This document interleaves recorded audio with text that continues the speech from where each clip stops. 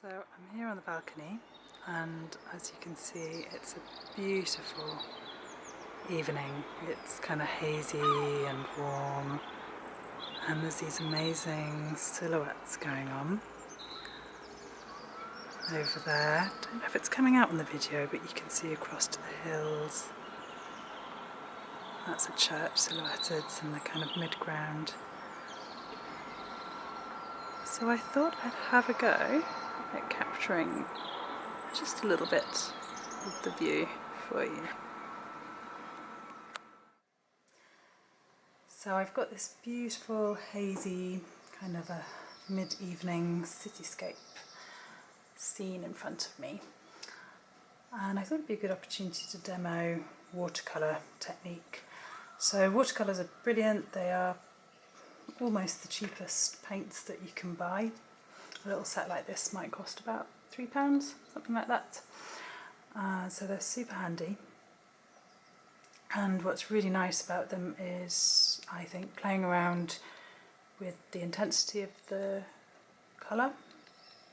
And obviously a silhouetted scene is perfect for that. So let's have a go. So what you will need today is watercolour palette, some watercolour paper if you can get it. If not, just use normal paper, but basically the thicker the paper the better, because it does need to absorb quite a lot of water. A couple of paintbrushes. I would normally say to have one kind of biggish one and one smaller one as a minimum if you can. Obviously a pot of water, a bit of kitchen towel or whatever, something to dry your paintbrush with if you need to. And you may or may not also need a pencil and rubber just to get you started. So I think I will start with a bit of an outline to guide me. I'm going to draw it fairly lightly, so hopefully you can still see, but when you draw it yourself, really try and go as light as possible. So I'm just going to get a bit of a sense of what I want to include in my drawing. I'm doing it from a Cityscape live in front of me, as it were, rather than a photograph. It's a bit more challenging this way because I have to decide what to select and kind of how to crop it, but it's also a really nice experience. So let's have a go. I'm going to go for my background kind of over here somewhere. There are some hills in the background. To be honest, it's so hazy they've almost faded out, but I'm going to use a bit of artistic license and put them back in.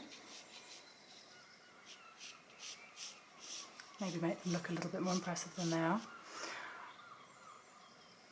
And then we've got, so you're working from the back. What have I got next? I've got like a, well, basically what appears to be a bit of a bumpy little line. I guess it's made up of rooftops and treetops and things like that. So I'll go ahead and put that in. As you can see, it's not great art at this stage. It's literally just a few lines, just so that I'm not starting with a completely empty page when I come to paint. So I can see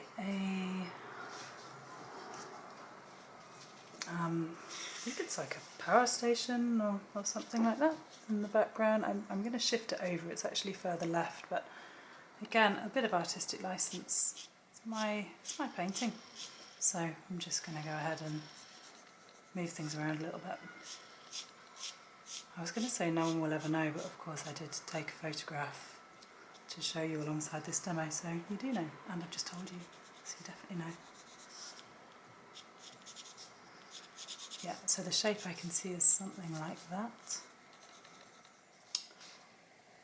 Okay, so I've got a road kind of coming towards me here. It would be so much easier to do it from the photograph, guys, so if you want to give yourself an easy time, yeah, take a photo, or you can obviously search one up, or you can use the one that I've provided, if you like. One of the things that I really like about this scene is it's got this kind of quite unusual shaped church.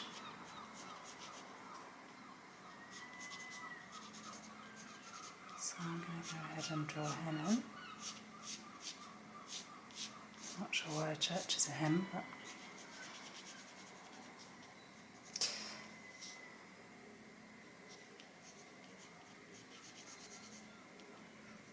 so you can actually only really see the tower, and then what I thought was part of the church now appears to be a different building in front of it. There we go. So I'm kind of just trying to think about all the different layers.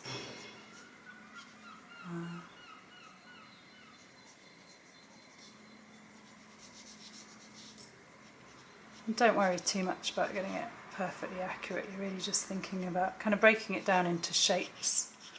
So you're going to show depth through your use of watercolour, and you don't need to worry too much about also using perspective lines and things like that. If you've learnt about those, you sort of don't need them quite so much with this technique, because you're going to show the depth in the image in a different way. Okay, I'm just going to put another layer in.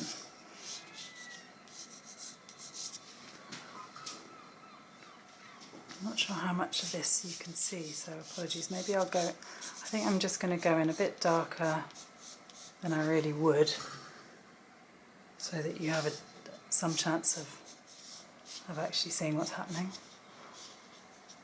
But obviously when you're doing it, try to keep it really light. I mean, so faint that you can hardly see it would be perfect. Okay, so I'm starting to build up my scene gradually. What else have I got? I've got quite a lot of trees over there. What I love about drawing or painting from direct observation like this is that you really start to notice a lot of detail. You become much more observant of what's around you, which is lovely. Yay. That's, having said I wasn't going to worry too much about perspective, I'm looking out at a great big cityscape from the 6th floor, so there's quite a lot of perspective going on. Anyway, I'm just going to kind of wing it with a suggestion of rooftops, let's say. Chimney stacks, and see what happens. There's also some lovely trees in there. Kind of winter branches. Yeah, I'm going to come back and add more detail to that later though. Okay, so what have we got going on over on the left of the image? We've got another kind of churchy thing.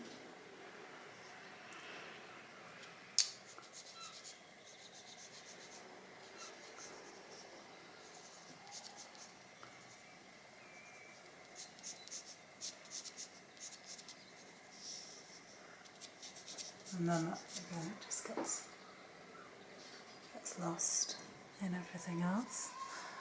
And we've got some more trees, which again I'll kind of come back to and fill in a bit more later.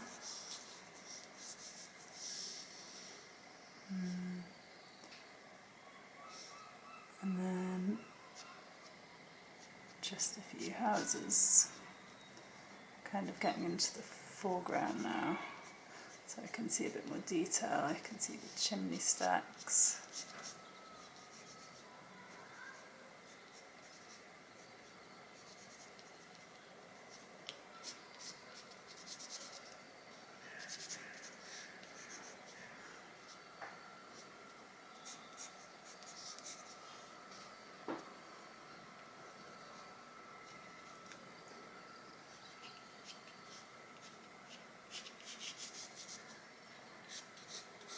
If in doubt, just go for a few rooftops, depending on where you are, they might be pitched like most of these are, they might be a bit flatter, might be a combination.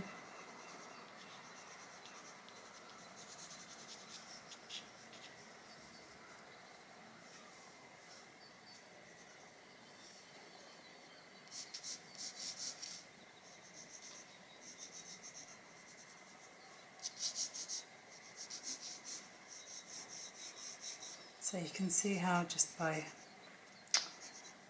kind of layering the shapes forward from the back, I'm starting to get a sense of perspective without doing anything too difficult.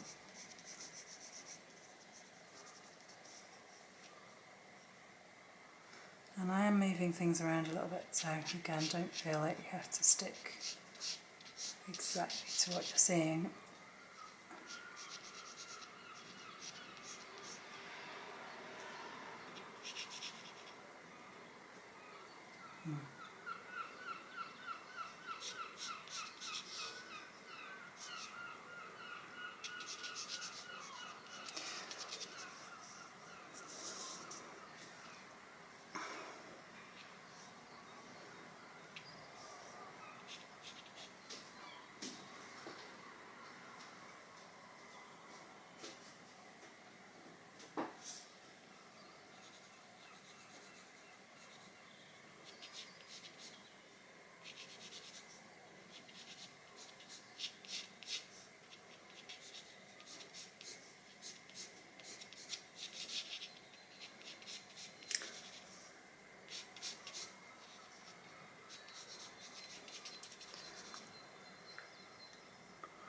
Okay, so I'm okay with the right hand side. The left hand side honestly just has this great big apartment block kind of hiding most of the view. So hey, let's just put them in. I mean, why not? Save them a bit of time and effort.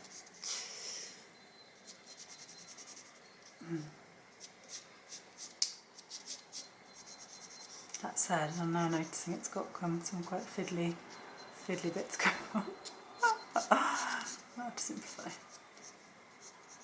wasn't really intending to go into this much detail, but you never know with art, do you? You set out with one idea in mind and something else kind of happens along the way, and I just think it's best to just go with it as a general rule. Okay, what I could have done, I think I'll do it now, that's a little bit low down.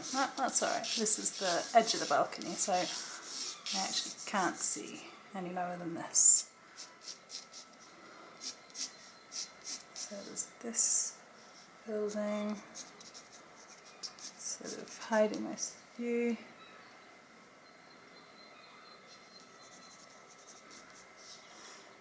Okay. So I seem to have absolutely masses of layers going on, which is quite good really, because it's going to really push me to use the watercolour and try out lots of different intensities of colour, which is kind of what they're all about really.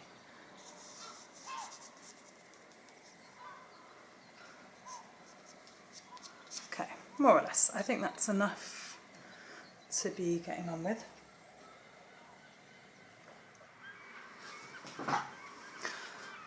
Okay, so now for the watercolour. I'm just going to mix up a really pale blue, so a tiny bit of blue and a lot of water.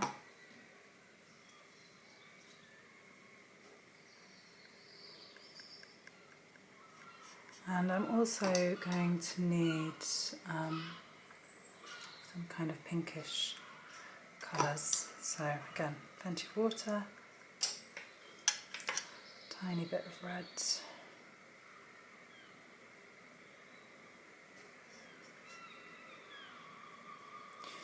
maybe a bit of orange as well. Oh, I'm looking directly at the sun and it's doing something strange to my to my sight and how well I can see the colours. Don't do this at home. Okay, so basically the first trick with watercolour is to use plenty of water. The clue is in the name. So I'm going to go ahead and put some water down just on the section that I'm interested in first of all, which is the sky.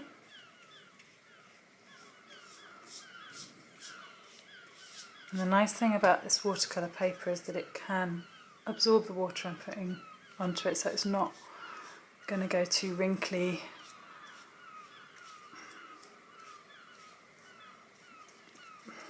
Okay, there we go. So then I'm going to bring in some of my blue.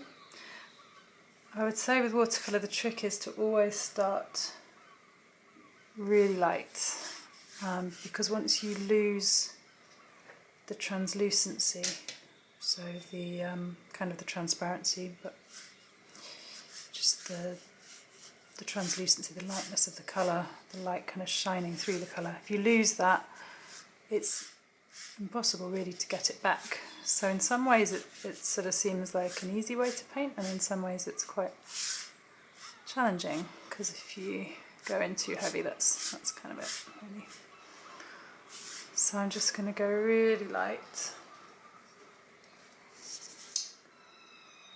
Yeah, and then the sky's doing that thing, because the sun is basically setting now, which is quite beautiful. The sky's doing that thing of kind of almost having like a green stage before it gets to the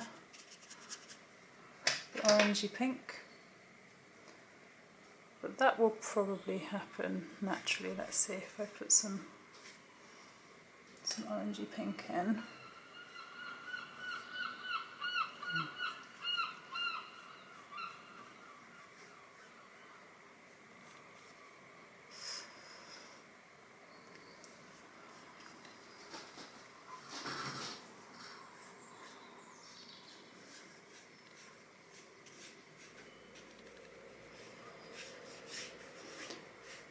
Yeah, it's not quite doing the green thing, but maybe that's a blessing, because the green sky does sometimes look a bit weird. I'm afraid you can't really see my colours too well. There you go, you just get a slight glimpse of them. So now I'm just going to add a little bit of yellow, just keeping it really, really light. You can mix the colours first in your palette, but you can also, if you've put some water down to begin with, the nice thing about that is that then you can just kind of go direct from the palette and it still won't be too strong, because it's mixing with the water you've already put down.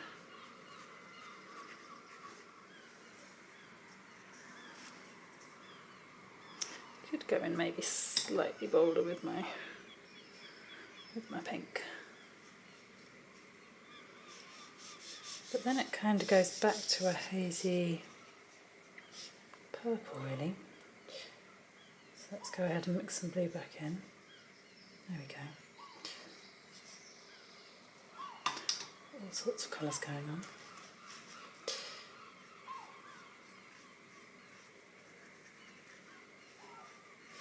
Doesn't matter if you go over the outline a little bit, because we're going to put a bit more paint on there in a moment anyway.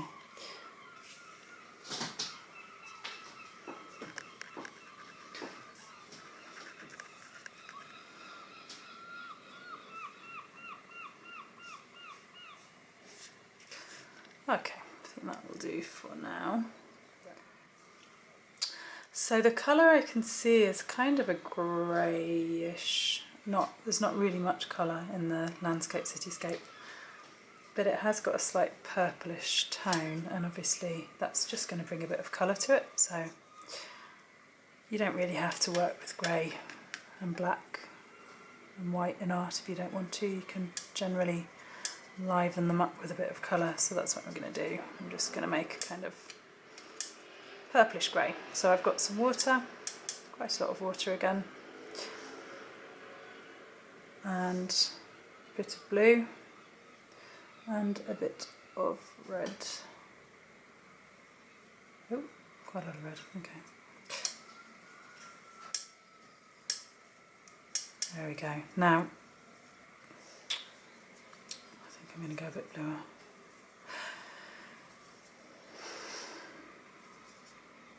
And a bit more black again, just to bring it back to a bit more of a grey. Okay.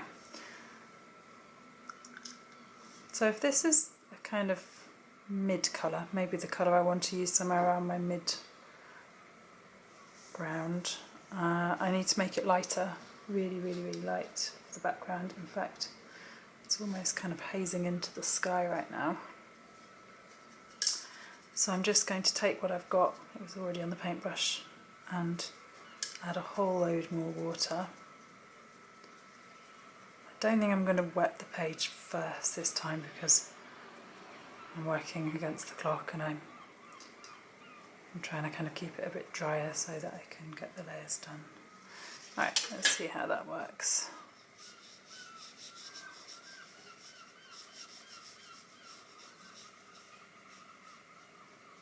Okay, so what you'll notice with every layer of your silhouette is that it sort of starts a bit darker at the top and gets slightly lighter as it goes down, as well as, oh, that's a bit confusing. The very background is the lightest, and as you come forward it gets darker, but within each layer the top of the hill or whatever is slightly darker, and then it gets slightly lighter as you go down. I hope that makes sense.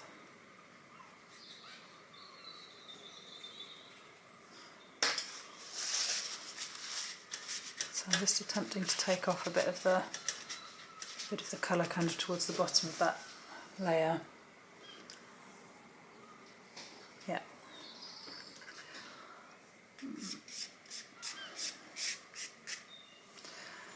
Okay, so I think I might bring a tiny bit more blue in, as well as making it a bit darker. So you're just each time working a little bit more colour into your palette, a little bit more pigment, so that the colour intensifies.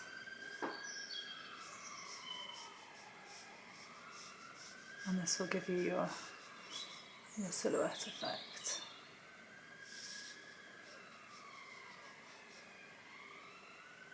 Is the sky part of this? I'm going to say that this is part of this layer.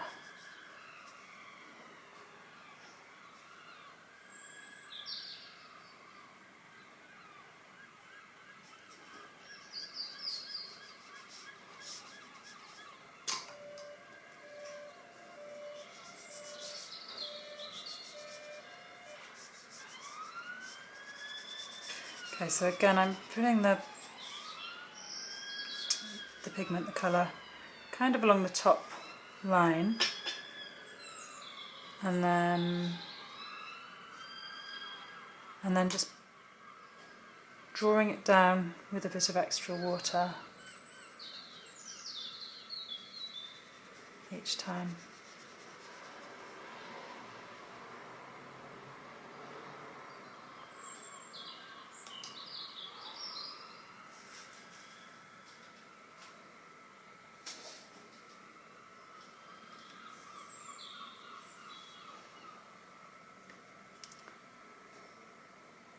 The sun is actually going down as we speak. I wonder if I can just show that happening.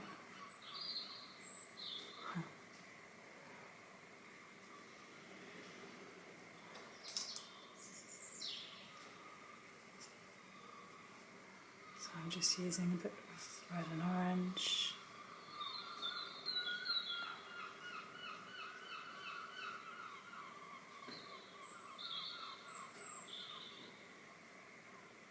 It's literally what it looked like. It's already gone. Looked really, really, really bright.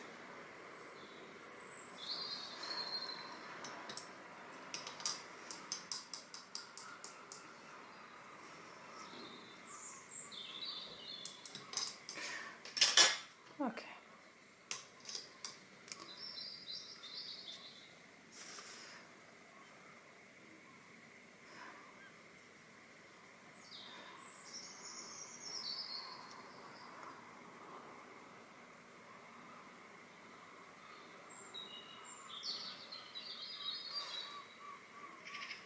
So as you can probably tell, the colours keep changing.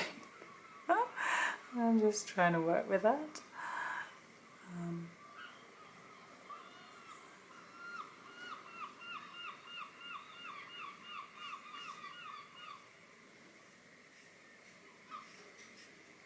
Kind of the wonderful challenge of working from life at the time of day when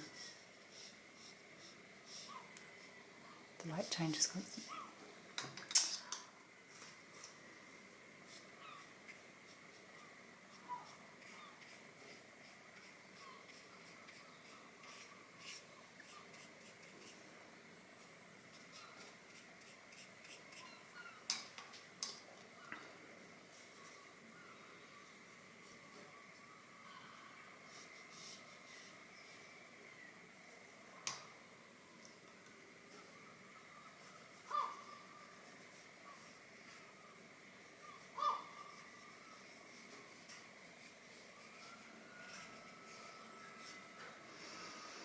Because of the way the very furthest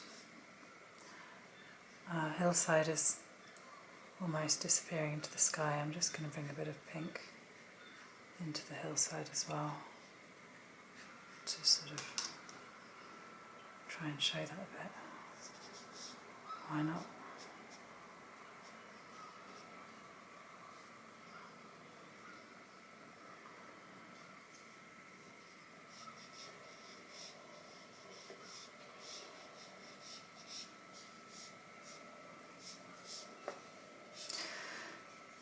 Okay.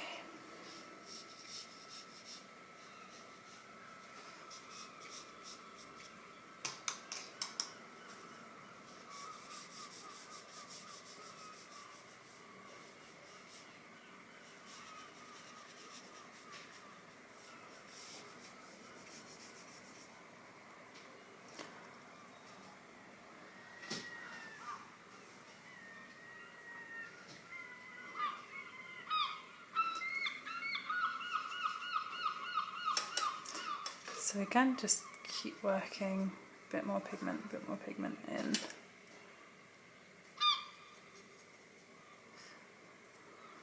As you get closer to the foreground. Oh, got a bit carried away now.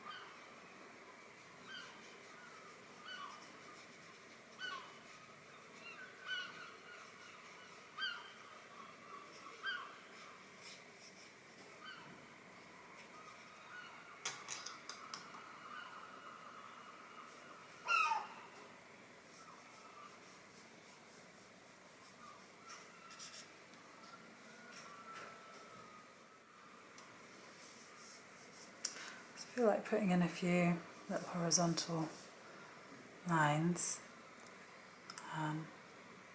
just to emphasise the kind of haze, the haziness of it all. Yeah, I think that's working all right.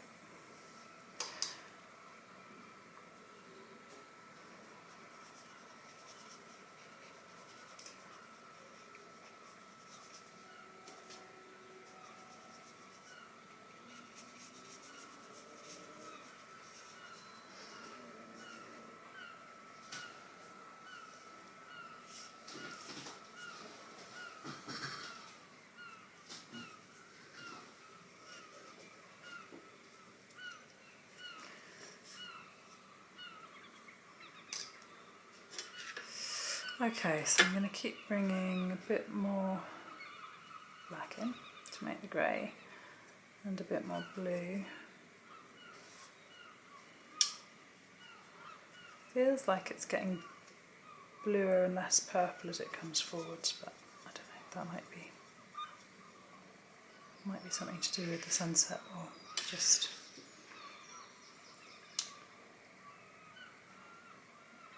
my imagination.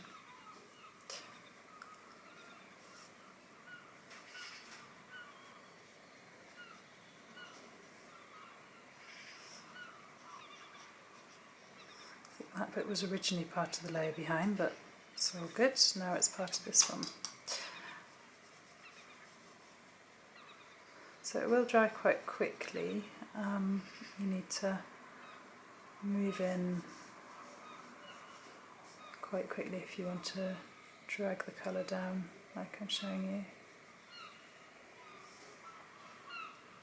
I feel like this layer needs to continue behind there, even if it doesn't in real life. I don't know.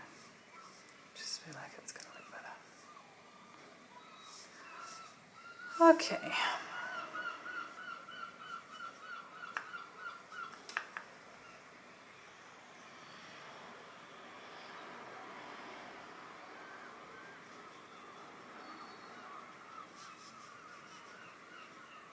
I wasn't really intending to do quite this many layers, but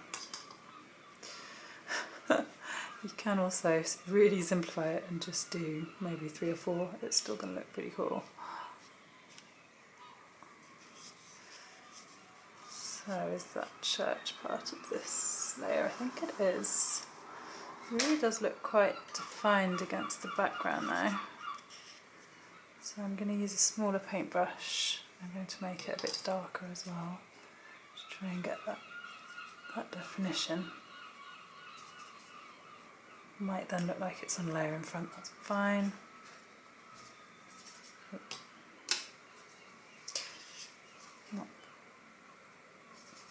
Not quite as dark as that though, but I can use that later. Yeah, so for now I'll just do a slightly watery version of that here. So you're just playing around constantly, adding a bit of extra water, adding a bit of extra pigment, just having some fun with it, figuring it out as you go. I realise that my church will need a little bit of colour behind it in this gap. It's kind of a gap in the steeple, in the tower. Okay.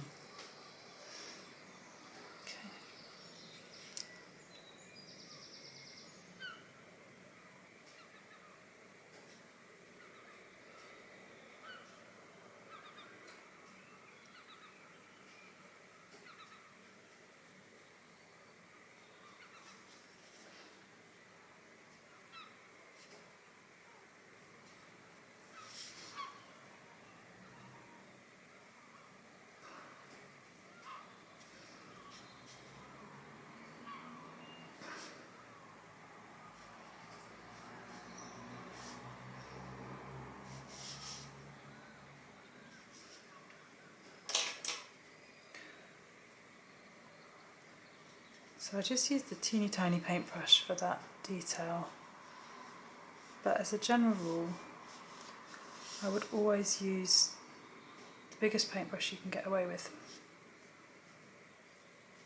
If that makes sense.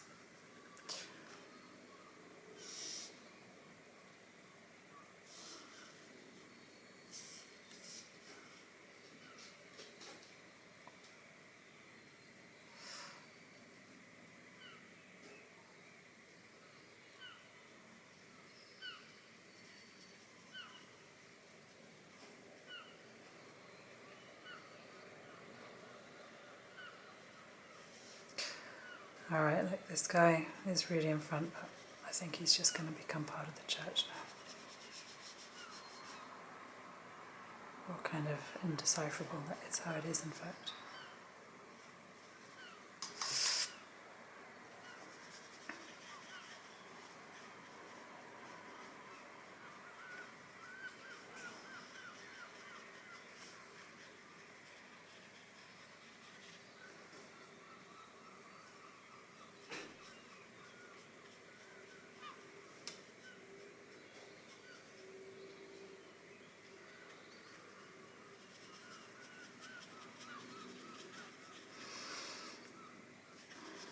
Just bring a little bit of purple back in because I feel like I've gone a bit too far away from it now.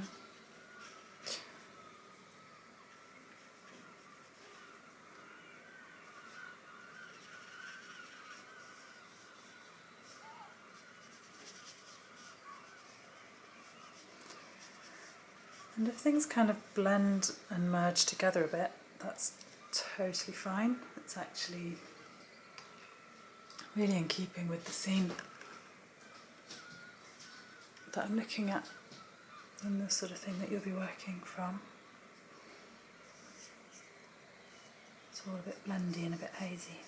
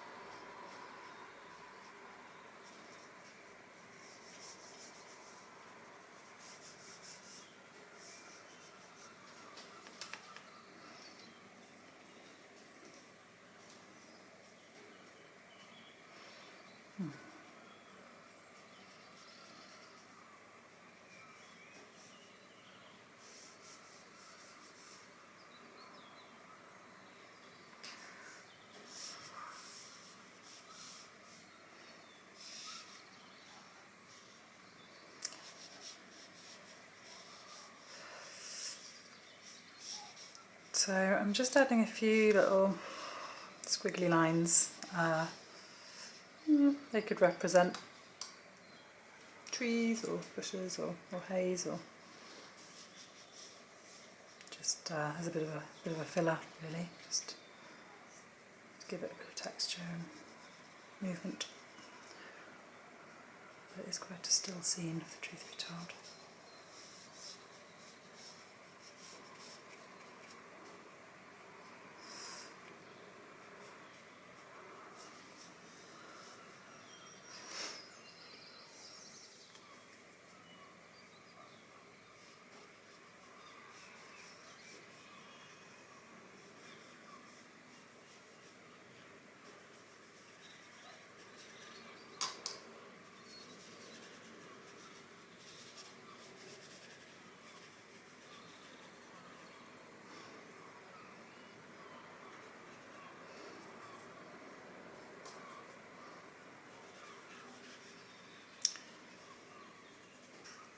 Quite enjoying that inky blue, but I think I need to bring a bit of grey in to make sure that it does still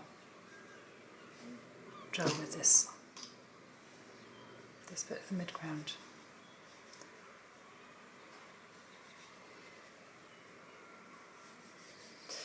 But I have an experiment. What's the worst that can happen?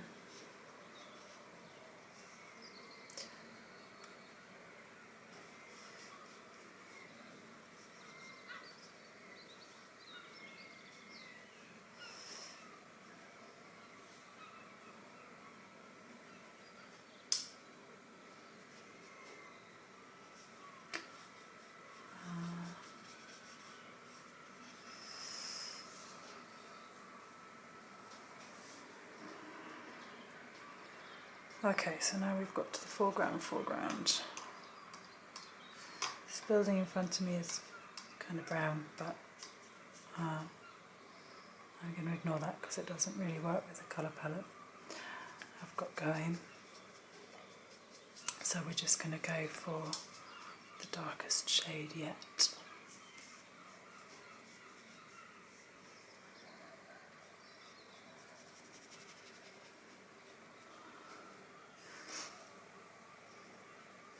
Maybe it needs to be a bit darker still.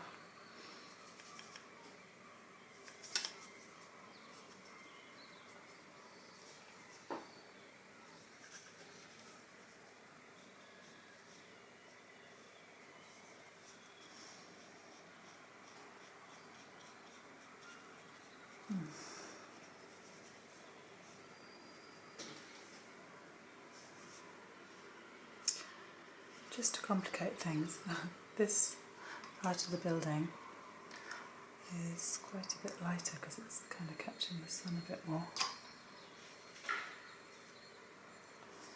So let's see if I can show that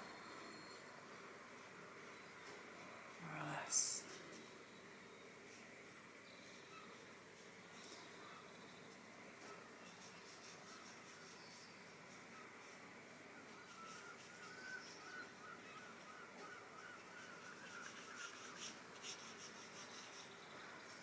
This is kind of the roof of the building. I can see on top of the building from here.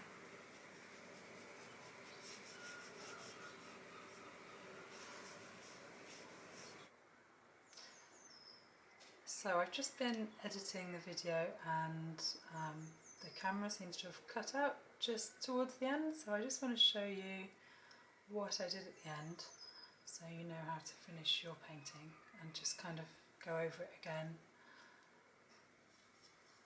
for a moment. So I was working on this area, I was working on the very foreground, so the very darkest layer. So I might just go back in and make it even darker, just a bit more kind of dramatic.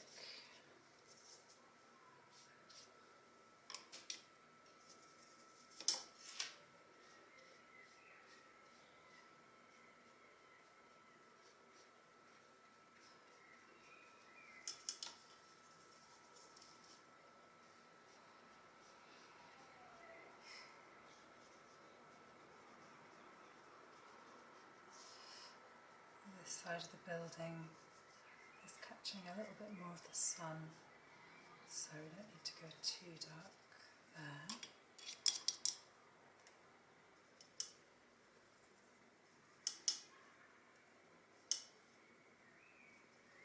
So I'm just using a mixture of black and sort of dark blue and red again, with not so much of the red this time.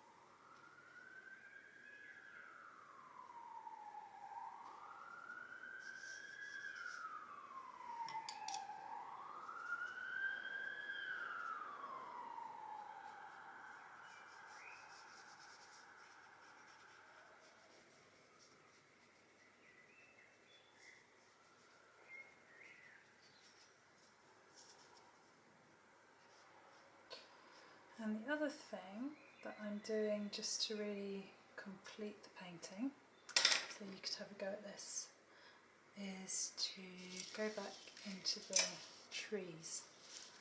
So I've got a really small paintbrush, smallest I've got. Do need to mix up a bit more colour though.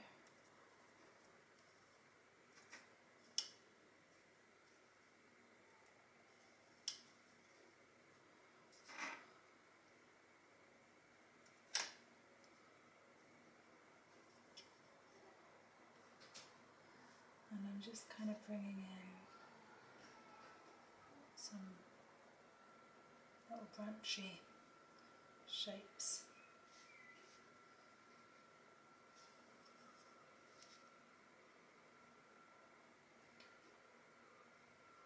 Again, not really worrying too much about making them super realistic and detailed.